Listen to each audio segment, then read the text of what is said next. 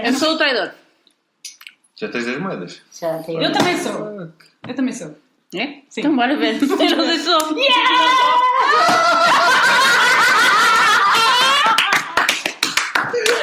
Traidor!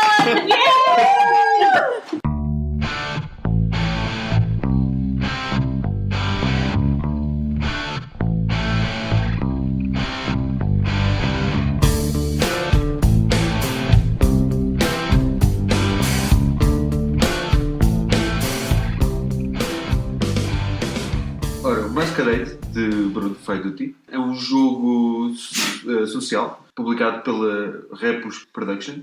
Devem conhecer o nome de outros jogos, como por exemplo o Seven Wonders ou o Concept. É um jogo que dá até 13 jogadores, com pelo menos 10 anos, porque a interpretação das cartas e etc., o bluff, requer assim uma idade um bocadinho mais velha.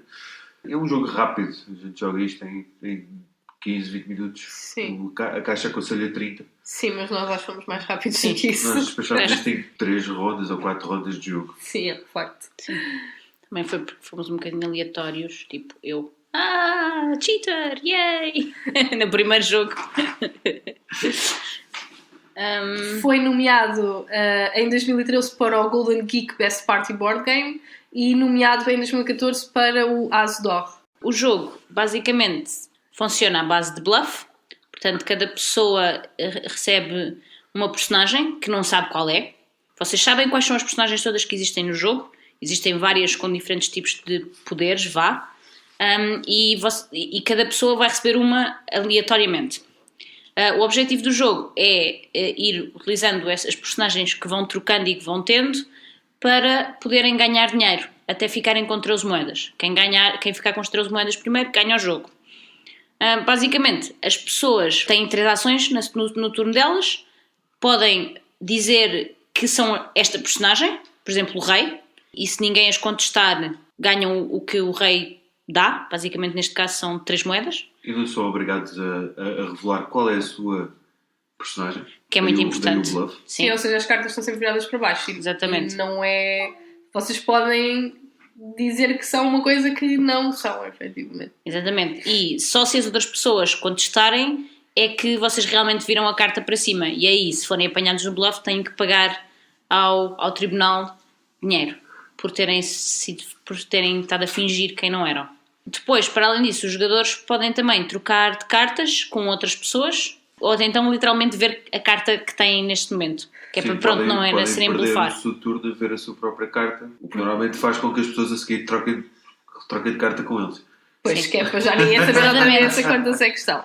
Nós escolhemos este jogo para o tema das ilusões, dada a ideia por trás, que é nós estamos basicamente numa masquerade, não é? E portanto as máscaras permitem que nós nos façamos passar pela rainha, pelo rei, etc. Por isso é que nós podemos fingir que somos personagens que efetivamente até podemos não ser. É um daqueles jogos que eu acho é um bocadinho caótico às vezes, porque nós estamos sempre a trocar de cartas uns com os outros e quando vocês agarram nas cartas não é literalmente trocarem uma pela outra, é agarram nas duas e podem ou não baralhá-las e depois devolvem ao outro jogador. Portanto, quando trocam podem à mesma ficar com a carta que já tinham, se vocês quiserem, ou simplesmente para aumentar o caos, baralhar sem saber que carta é que estão a ficar. Sim, ou então perder-se a meio, que é aquilo que me acontece muitas vezes.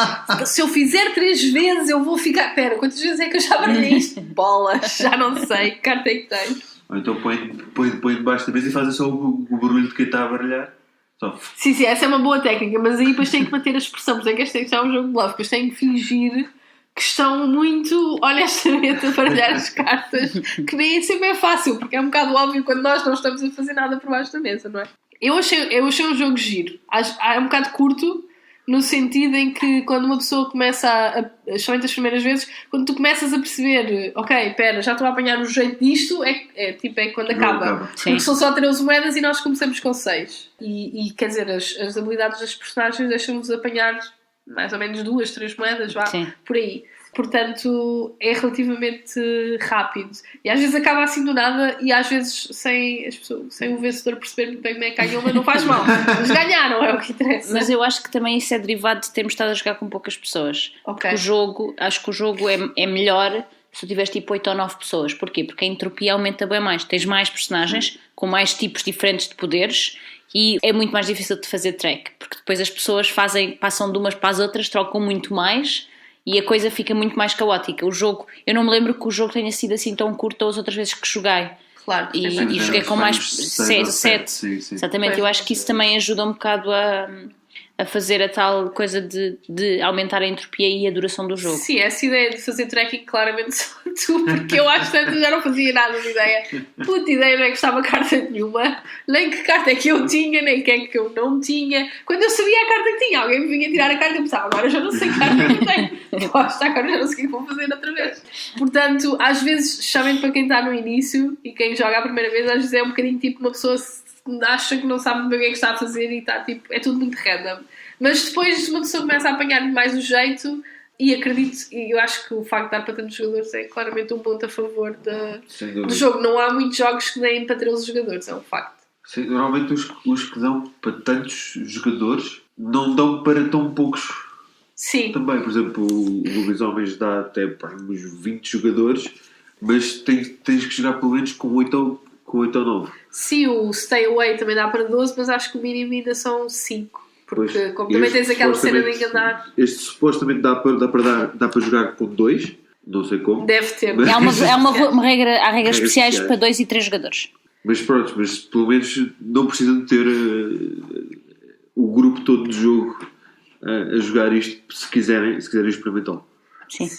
É um jogo bastante simples, basicamente tem meia dúzia de cartas e meia dúzia de tokens, mas mesmo assim acho que está bem conseguido, ou seja, é original o suficiente, eu acho, é divertido porque tens sempre aquela coisa de tu estás a tentar ganhar moedas, mas também estás a tentar impedir que os outros ganhem moedas, portanto também tens que fazer com que os outros também tenho que trocar de cartas com aquele, porque aquele está ali com uma carta e está a ganhar moeda de guito e ainda ninguém trocou com ele, mas é de si todo o caos, mas eu acho que é. Ou seja, se vocês tiverem pouco tempo e quiserem desanuviar num jogo muito comprido, acho que é uma boa opção. É um bom jogo para ter entre jogos. E para também suponho que seja mais. Também para jogar com pessoas que também não jogam assim tanto. Sim, não tem muitas regras, não tem assim muitas coisas para fazer. Também ajuda para quem não normalmente joga. Para quem normalmente não joga jogos. Não tem um livro de regras com 40 páginas. Literalmente as vossas ações, uma delas é ver a vossa carta, quer dizer, mais simples do que isto. Sim, o livro de regras do Masquerade, a maior parte das coisas é explicar exatamente como é que funciona cada carta e a dar exemplos de jogo de como é que essas cartas funcionam. Sim, claro. E isso estamos a falar para aí de 6 páginas, depois explicar as cartas todas e as regras do jogo para aí 2. Sim, páginas, quando nós falamos em páginas, é tipo um quarto de uma folha A4.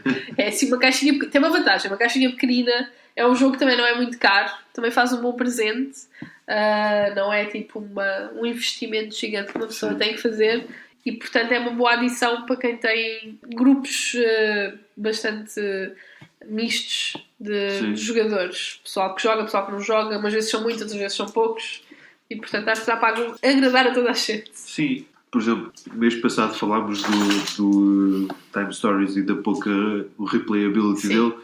Este acaba por ter uma replayability um bocado infinita porque o jogo só por si já é um bocado aleatório. Sim, é um facto.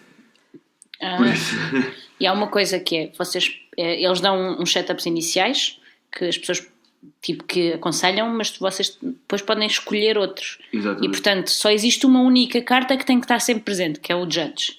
O resto tudo tu podes criar, mesmo com 5 jogadores podes escolher quais são os personagens que queres pôr.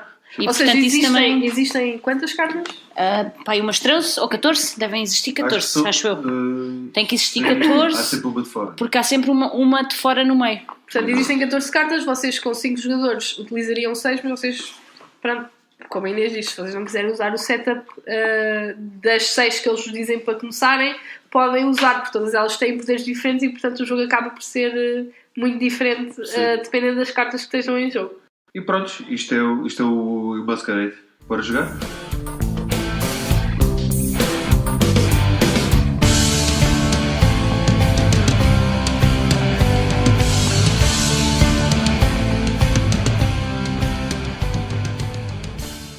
Mas alguém quer... Tu és a rainha? Não, eu sou a rainha, também, bora. Tu és a rainha? Eu também sou a Tu és a rainha. rainha? Algum lado pode ser, não é? Não, é aquele cartão. Vai toda a gente perder uma. Vai, 2, 2, 3. Dá!